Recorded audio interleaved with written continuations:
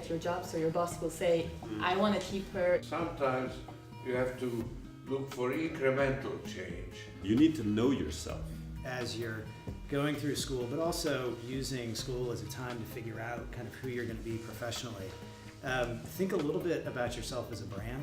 Most of my career, I felt that I'm trying to achieve something really desirable, and I come very close, but in the end, I miss it.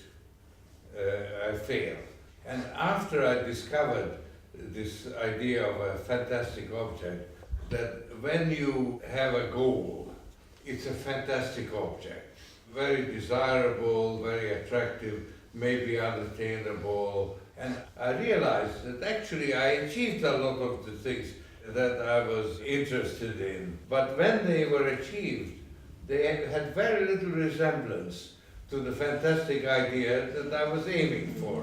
What drives you? And I think as a person, what matters to you, each of you? It's actually very hard to find that. Some people, they know, I want to be the person to change gay rights, or I want to be the person to solve the Roma question, but a lot of others kind of don't know. And it doesn't need to be, one area. It can be one or two areas, but that's very important.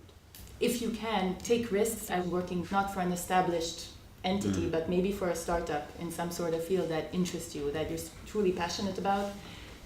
When you graduate, you don't have family ties, you don't have family responsibilities necessarily. You can take a bit more risk and do something that you are really interested in. If you want to change things, in any meaningful way, you must take risks. And if you take risks, you're gonna fail. And that has to be okay. I think about, though, more in terms of regret.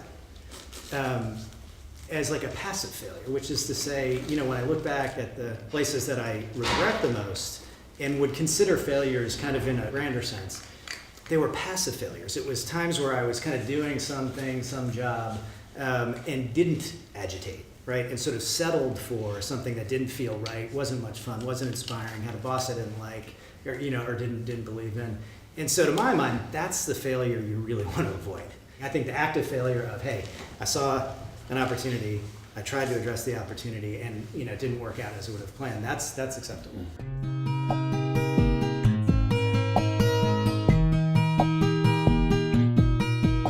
I achieved a lot of the things that I was interested in, but when they were achieved, they had very little resemblance to the fantastic idea that I was aiming for.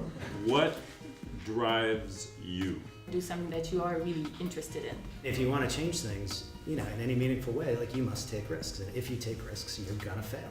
And that has to be okay.